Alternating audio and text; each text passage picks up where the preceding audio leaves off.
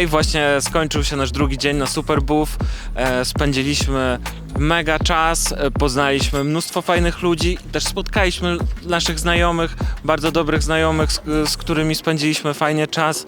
Mamy dla was mnóstwo ciekawych rozmów, które przeprowadziliśmy przez całe te targi, więc jesteśmy bardzo zadowoleni. Jeszcze na koniec, oprócz tego, że byliśmy głównie w dziale Pro-Audio, to poszliśmy jeszcze odwiedzić halę z syntezatorami, gdzie jest mnóstwo mega ciekawego sprzętu i byliśmy też na strefie namiotów, gdzie było jeszcze więcej fajnego sprzętu, także byliśmy zajarani i mega się dobrze bawiliśmy. Tak, i poznaliśmy dużo także nowych osób, poznaliśmy dużo nowych marek.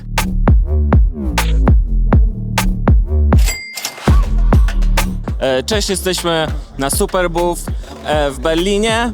Jesteśmy na stanowisko marki SPL, który jesteśmy dystrybutorem i będziemy rozmawiać z jednym z chłopaków, którzy pracują w SPL-u. Hi, we are with Sasha from SPL. He's a marketing manager at the company. Could you say a few words about you? Yes, of course. We are here at Superbooth 2026 at our booth, and it's always a pleasure to be at this show. It's one of my favorites, and we are here at our booth, and we have a lot of nice gear with us. A completely new Vanos stereo bass compressor, which is like my favorite compressor for all kind of stereo bass compression things. It's super easy to use with the 10 potentiometers and switches, so it's super easy to recall and to dial in to compare different kind of sounds. They always get a lot of impact and whiz, and yeah, this kind of feeling you are missing in music sometimes. You can add this with the Vanos. You have also a nice EQ on top of that, with, like the Pultec trick with a little bit of air on top, air bass, the tape EQ, which is like the frequency curve of a tape machine. So it's a really versatile but easy to use stereo bass or mastering compressor basing on a 120 volt technology. But that's not all. We also have the big studio here in our rack. Big Studio is the new stereo image bigger maker by SPL. It's the latest version of this device. We first had the big 500 series module. I think you all know this one, but as most people or a lot of people do not have 500 series modules and are producing in a studio with a 19-inch rack gear, we made the Big Studio as a 19-inch rack device available too. And it's basically the same kind of processing going on in this device, but we have also a harmonic stage added to this so that you can add some nice tube harmonics to the processing signal. It also comes with like a bass EQ at the end of the chain to make the low frequency energy just amazing. And then you have the same features like on the big 500 series here. You can choose a frequency range with a range knob and pull and go or move this frequency range back and forth on the stereo stage and dial in the bigness of the complete signal. So these are the two new products we have here with us. And if you are here at Superbooth, come by and give it a listen. Or if not, visit us at one of the next shows.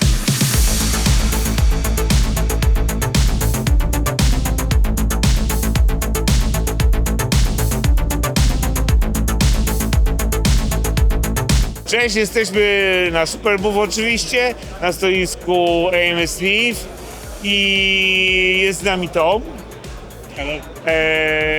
Tom pokaże konsoletę 8424, to jest konsoleta liniowa, jest teraz wyposażona w preampy dodatkowe, zewnętrzne, outboardowe, ale poprosimy Toma o to, żeby opowiedział o samej konsolecie. With the 8424, we like to think of it a little bit as like modern Neve on this side, on your inputs, and then the classic Neve on your outputs. We say that because you've got your kind of transformer sound, the classic Neve sound, on your main output, so you can drive that, you can put anything through there, you can do your whole mix down, your summing mix, and it's basically like reamping through two 1073s on your output. Because this desk is set up to work in both studios with like an external OPX, or for producers, kind of the synth guys, you don't necessarily need to have all the preamps on the desk. So what we do have instead is 2 line inputs on each channel, and it's 20 dB plus or minus gain on there, so you've got loads for your DIs, and then you can route that anywhere. You've got 3 mono auxes, 1 stereo aux, and you can also then route that through 2 500 series slots here. So all your signal can be completely out of the box, and it kind of gets you out of your door and gets you mixing with your hands, mixing with your groups, and also on you some stereo returns on your reverbs. In terms of kind of the mix down, it's up to 52 channels on the mix down. You can flip this completely into DAW mode, fully recallable, so I can control all of Pro Tools. I can save all the settings that I've done on my automation and then quickly recall that onto my automated faders. We also have a non-motorized fader option for the kind of your home-based producers.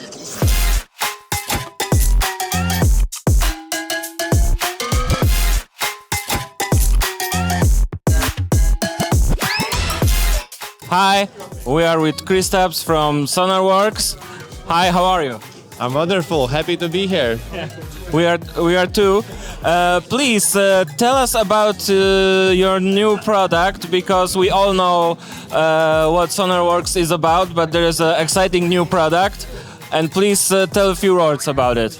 Yeah, right. So very excited to share more about what we call Virtual Monitoring Pro. So it's a product that we came into the market last quarter. That's actually our flagship product, Sonar D Reference, that everyone is familiar. For more than 10 years, we've been well known in the industry for the calibration product that we provide for both speakers and headphones. But today, here specifically, I would like to take the moment to quickly share about Virtual Monitoring Pro, which is essentially a tool that allows you to capture the environment as is. So, for example, you have a studio that you really like and you like the sound with, and for example, for some reason, whether it be late hours or you're traveling and you can't listen to that room for that specific reason, right? And this tool essentially is a physical product. Yeah. It's as simple as connecting this through USB-C to your laptop, do the capturing process with the binaural microphones. The capture process takes around 10 minutes, and essentially then you capture the profile, store it on your headphones, and take your studio or any environment that you can capture on the go.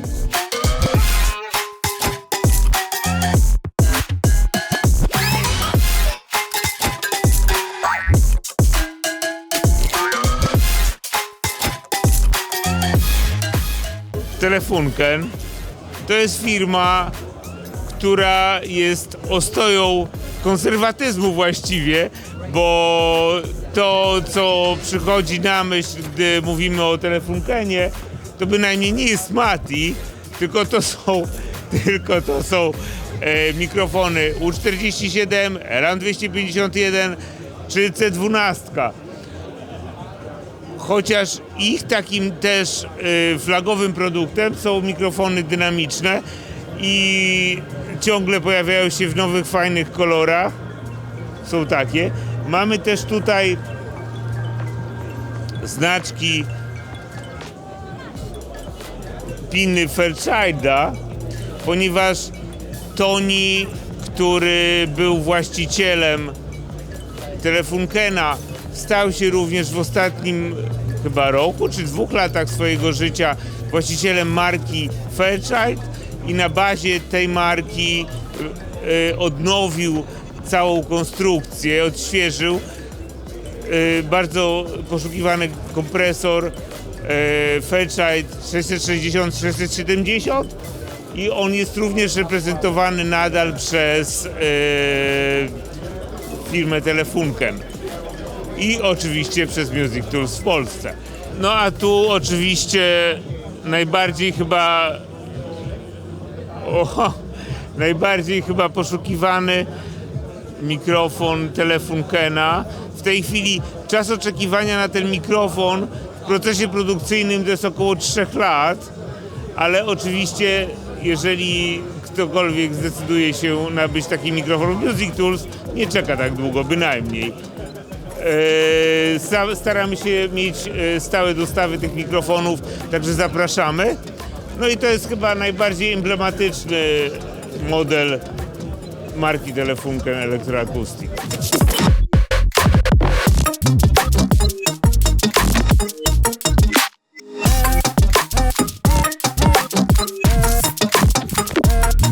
Here we are at Superbooth once again, and Julie and AEA, po polsku AEA. So we asked Julie to talk to tell us few words about microphones and about the artists. So please go. Dzień dobry. Oh, Is that okay? Good way to start? I was just talking about microphones AEA in live music this year. Right now, right here, we have the KU5A on tour with Paul Simon from Simon and Garfunkel. They are using about 18 AEA microphones on their tour at the moment. You may have seen this on Saturday Night Live as well. This microphone is also used on guitar for the Foo Fighters, who are also on tour at the moment. The other microphone I would love to talk about is our brand new stereo mic, the N28. It is the perfect microphone for a room recording, for recording your room, and it's also a great one microphone solution for overhead drums. So right here, this is the A440. It is a modernized version of the iconic RCA 44BX, which was the most expensive microphone ever invented in the history of the world, because at the time, RCA wanted to be in the broadcast market, and also when they started making movies, they were using this microphone for dialogue.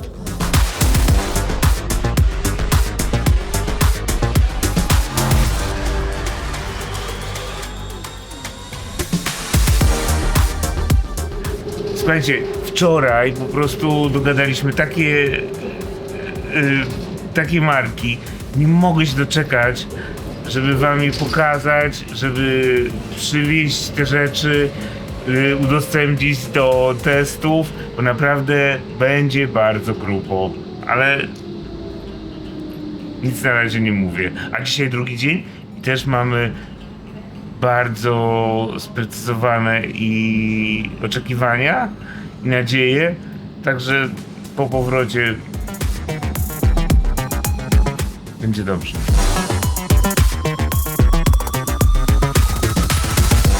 Mateusz, którędy na Superbooth? Tamtędy. Musimy iść wzdłuż torów kolejowych, mini kolejki parowej. Chciałbym się chodźmy. przejechać taką kolejką, ale tylko w niedzielę jeździ. To chodźmy. Chodźcie kręcić gałami. Idziemy kręcić gałami. Ten z tymi gałami cały czas. Tak, bo ja kręcić chcę.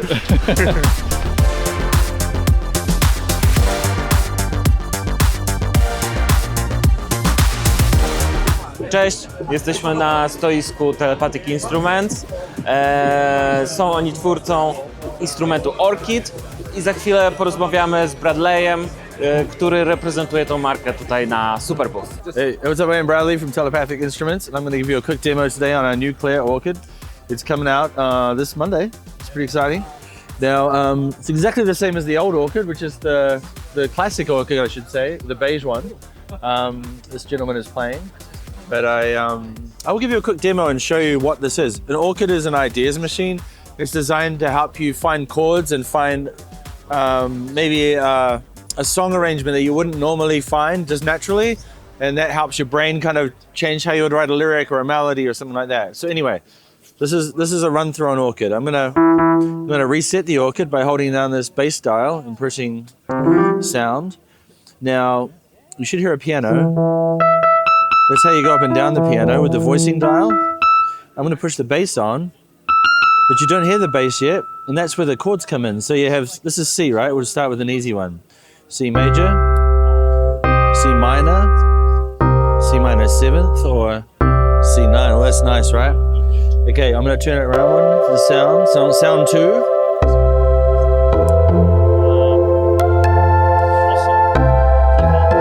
know what? I'm gonna put a beat with that. So we're gonna do. Well, let's choose techno. 2, 3, 4.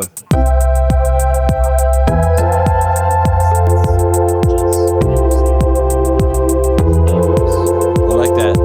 You know what? Let's make a loop out of that. So I hit loop, and I scroll down to 2 bars. 2, 3, 4.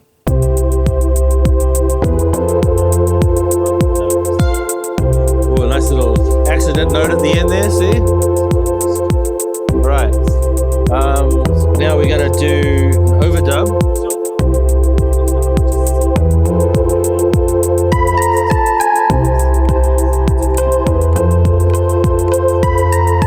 So it's kind of like a nice little part.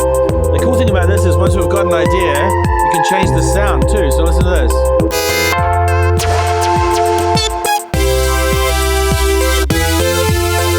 Now this is you also change the beat.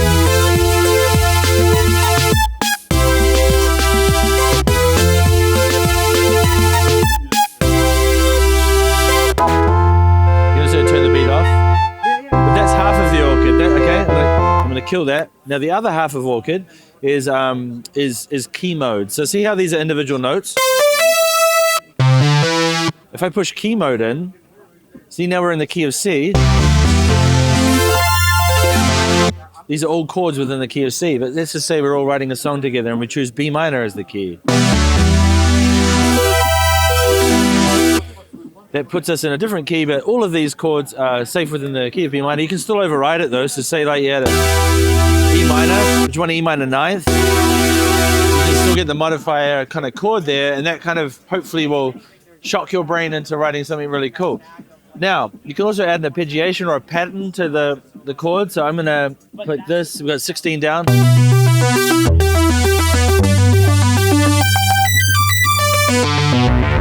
Because of our cool voicing dial, you can actually play the arpeggiation like up and down, so keep the subs in really low in the bass. So anyway, that's a quick look at Orchid. I'm Bradley from Telepathic Instruments. It's nice to meet you. See you soon.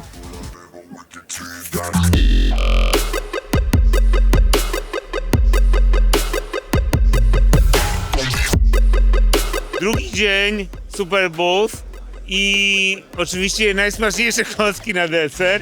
I to jest właśnie jeden z najsmaczniejszych kąsków. Siemanko, mam na imię Marek, jestem z Bettermakera. Mam wziąć ten mikrofon, czy będzie? On jest Bettermakerem. Jak? Tak, ja jestem Bettermakerem.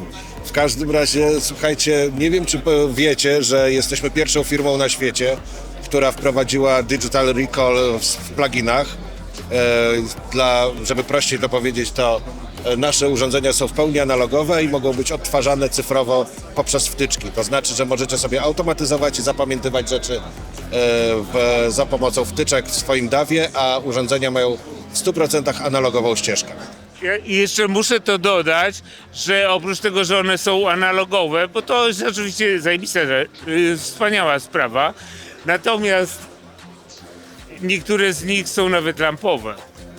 Tak, mamy też lampki, mamy trafa, także jak chcecie przetestować, to wpadnijcie do MUSICTOOLZ lub też zamówcie po prostu demo i wam przyślą, które urządzenie chcecie. Mamy limitery, kompresory, różne korektory, także czuję się trochę jak sprzedawca samochodów, ale bierzcie to.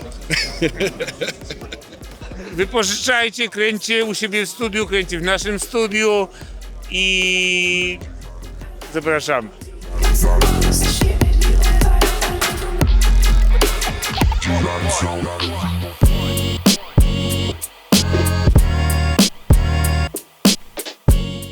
Jeśli widzieliście jakikolwiek nasz film na naszym kanale, to widzieliście, że na konsolecie i pomiędzy outboardem znajdują się małe konsoletki i małe outboardki i ich autorem jest New Mode. I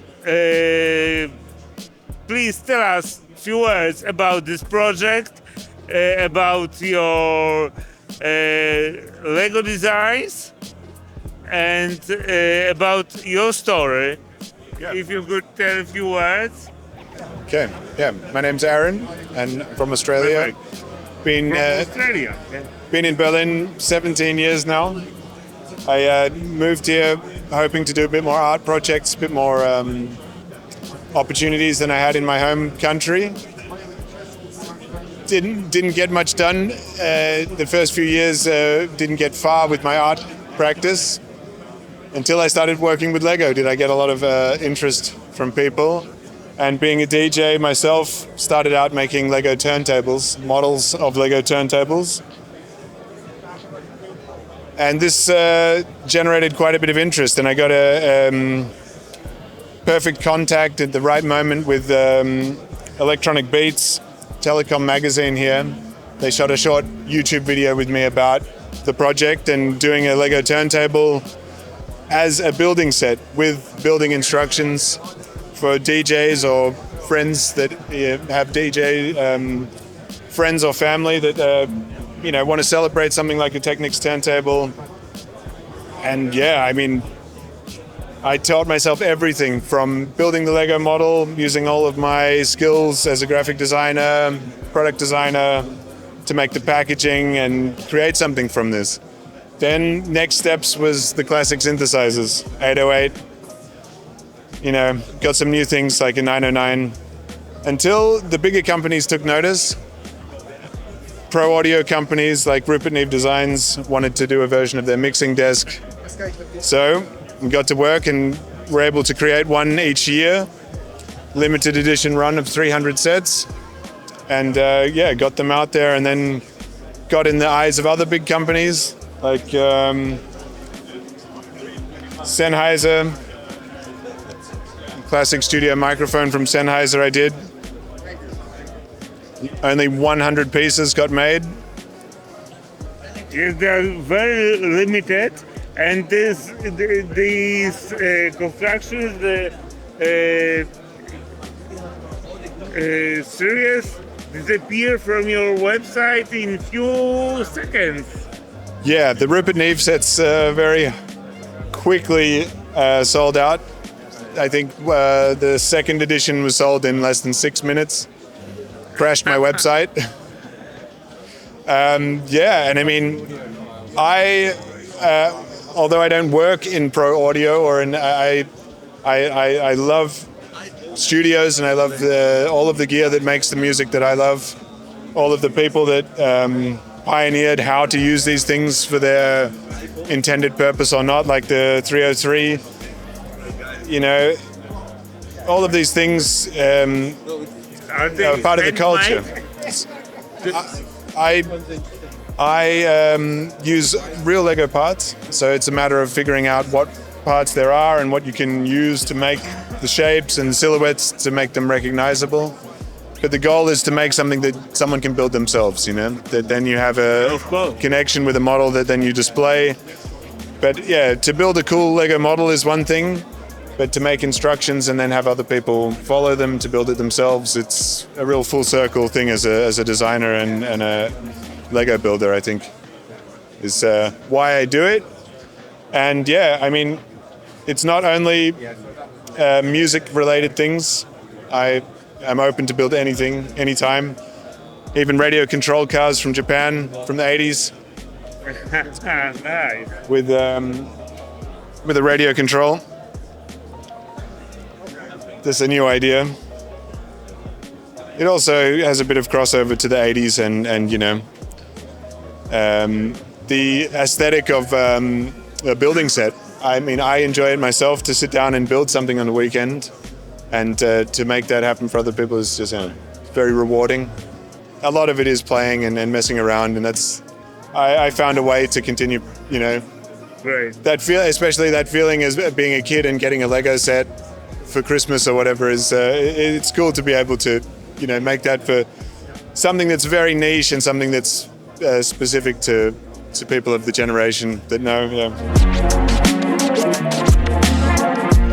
Jesteśmy teraz na stoisku Rupert Neve Designs i mam nadzieję, że chociaż oczywiście na pewno znacie całą historię tej marki i konstruktora, który za tym stoi, to myślę, że fajnie byłoby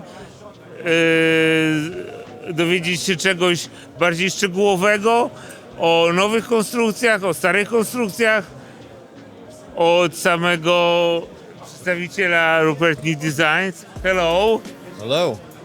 Please tell us something about the heritage of this brand, of Rupert Neve Designs, of the designs, and introduce us to the console and to some outboard units that you've got here. So please tell me, maybe something about, let's start with the console. Sure, absolutely. So, Rupert Neve, Mr. Rupert Neve, is essentially the grandfather of the modern mixing console. He created some of the very first commercially available mixers in the late 1960s when the British pop music scene was coming up. Founded Rupert Neve and Company, the original Neve Company, back in the late 60s, and in the early 70s was when the most famous equipment of all time was produced. 1073, 2254, 1081s, all of the real famous stuff, the 80 series consoles. And then Rupert sold the Neve Company in the mid 70s. Signed a non-compete. Well, not yet. They didn't become AMS yet. So he sold the Neve Company to a large corporation at that point. And over the years that followed, over the next several decades, that name, that logo, that intellectual property was bought and sold a number of times to a number of different companies and people. In the 90s, the people who owned it also owned AMS, digital specialists, and they combined the two to create AMS Neve. So Rupert never designed anything for AMS Neve. He was doing his own thing before that, founding Focusrite. He did the original designs for Focusrite, ISA 110, 130, and that was on behalf of George Martin when he was developing consoles for Air Montserrat and Air Lyndhurst and doing all of that good work. After the Focusrite days, Rupert was doing a lot of contract design work in the 90s. He did the AMEC 9098. He worked with Taylor on the expression system for their guitars. And then after AMEC was bought by Harman, and Harman kind of folded the whole company because they didn't care about pro audio, Rupert called a guy that he worked with at AMEC named Josh Thomas, and he said, Josh, I want to start a new company. I want to build consoles again. I want to do it the way that we did it in the 70s with what made those so special. I want to go back to my roots. I want to do it simple, and I want to do it right.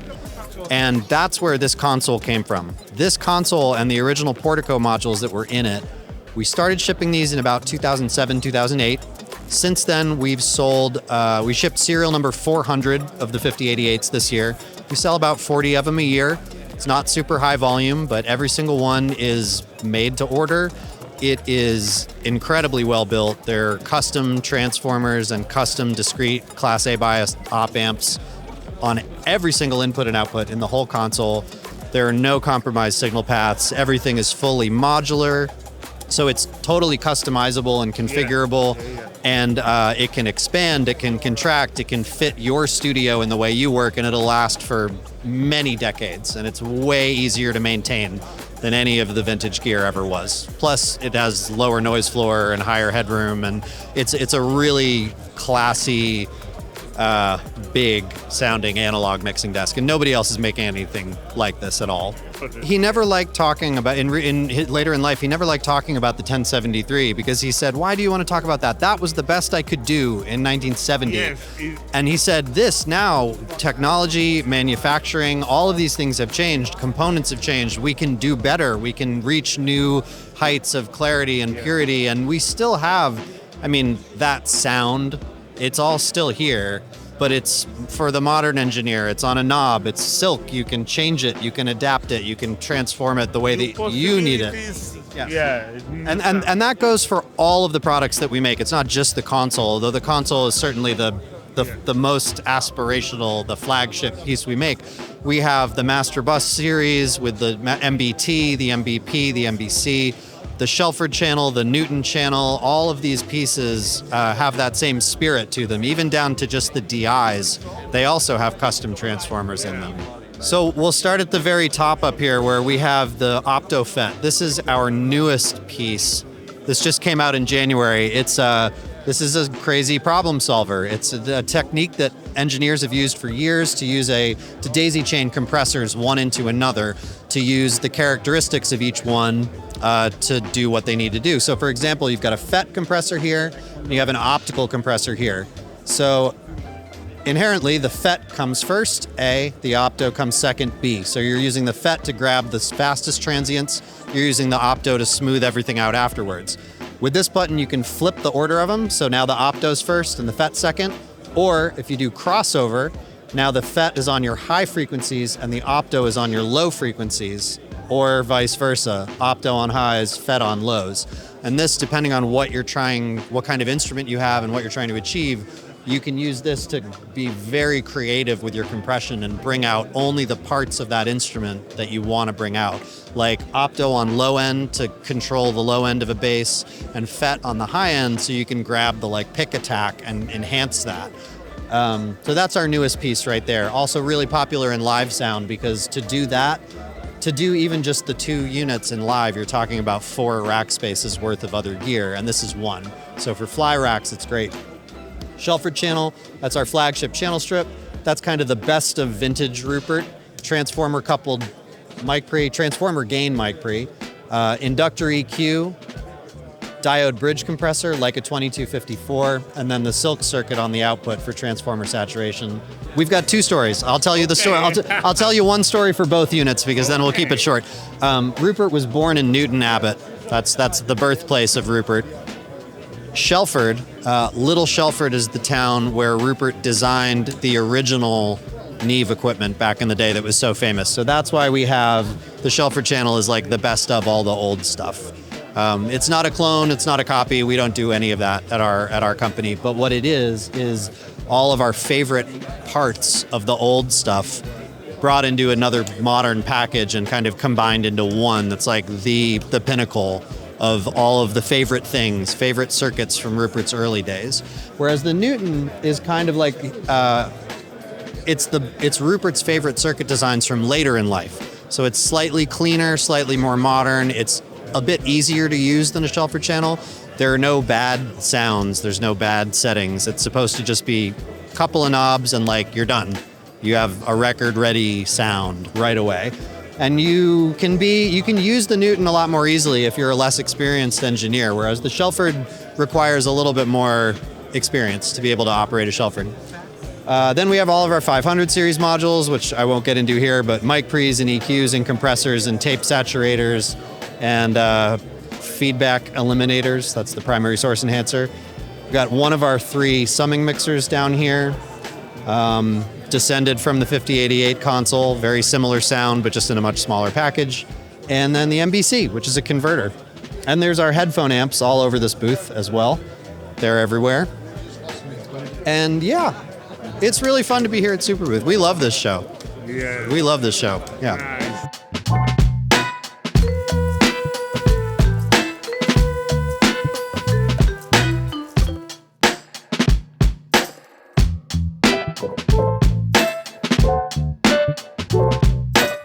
Udało mi się złapać Jakoba z firmy Giraffe Audio i udało mi się go namówić na to, żeby opowiedział nam kilka słów o urządzeniu, które jest totalnym świeżakiem. You've just finished this one, okay? And could you tell us about the design, about the idea, and few words about the brand? Okay. This one, it's still hot from the solder iron. We just finished this one on Friday. It was finally signed off by our leading test pilot, my mastering engineer Emil Thompson. So it's a very brand new, fresh unit I brought here. It's not in production yet. This is the final prototype, so we expect to have it in production in 2, maybe 3 months. Basically, it's a descendant of the G23, which is a linear tilt equalizer that we have made for quite a few years, more than 10 years now. And it's a very popular tool for mastering engineers. Yeah. We have the completely linear transformation over the entire audio spectrum. We have a linear, like a seesaw type tilt, going up to a maximum 1 dB per octave. And because it's a straight line tilt, you can do quite a lot with it without messing with the signal integrity. And a lot of people are using that. But a couple of mastering engineers told me that the later years, there's something in the aesthetics of how you generally perceive mastering, where they are more and more inclined to do some gain riding on the mid frequency. This has the Baxendale on top of the tilt, mainly for like correcting. If you need a lot of this, you may want to correct a little bit on the outer ends. But we included a mid control, and several of my customers are telling me that they are inclined to do some gain riding on the mid control for like the aesthetics that is expected, contemporarily to some degree. So like, would there be a chance to, without messing up the basic G23, to get some kind of a dynamic control over just the mid knob? So we came up with this one, which will be not the G23C, but it will be G26. This is just the latest mock-up of the user interface, where we simply added, we have exactly this one electronically. The same circuit is in here, but we added like a vectoral control over this potentiometer. So dynamically we are like taking a mid-range of our signal, and when there's a build-up of mid-range content, it'll like reduce whatever we set on this one. So it's like a dynamic EQ, but only gain riding this knob, and nothing is changed in the EQ. It's still the EQ that so many people like and love. Great. So, and while we were at it, we were like, what would happen to our tilt EQ? We can make stuff slightly brighter or darker without messing with this general signal integrity. It's like, what would happen if we had someone gain riding this, whenever there's a low frequency content, you compress the low frequency content, but at the same time you will expand the high frequency content, or the other way around. And we added that function also, and it has some very interesting perspectives in like making stuff clearer, having a bit of the character of an exciter, but without the distortion components, because we're not generating highs, we are accentuating highs that are in there already. But it's not like on a dynamic EQ where you hear the phase response. That's very often the problem in dynamic EQs is you hear like a phase, some kind of a phase error when you do this. It's just the phase response of our linear tilt is very gentle over, and we stretch whatever there is over 8 octaves. So you can do stuff with this without messing with the general signal integrity. And when we automate that, some interesting byproducts come from that. On these two, I have like a release time also, if you want to go fishing for transients. So that's basically the new product. Great.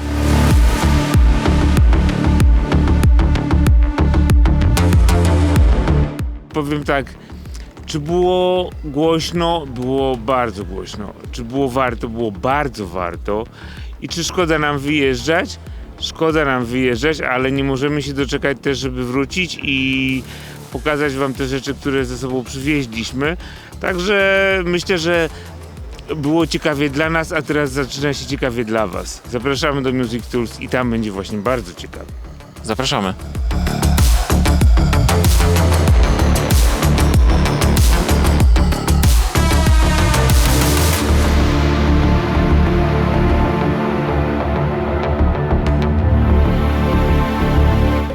A jeszcze się ciągle nagrywa? Cały czas. Jedziemy do Berlina. A czy my tu wysiadamy? Nie, to jest ostro. Hej! Mamy zamiar podbić wszechświat i mamy zamiar, i to jest dopiero pierwszy nasz ruch podczas tego wyjazdu. Dla mnie to jest najciekawsze w sztuce w ogóle i w muzyce, że się rzeczy krosują z różnych nieprzystających do siebie pozornie sfer. Może jakiegoś vloga nagramy, podcast teraz. No nagrywamy właśnie.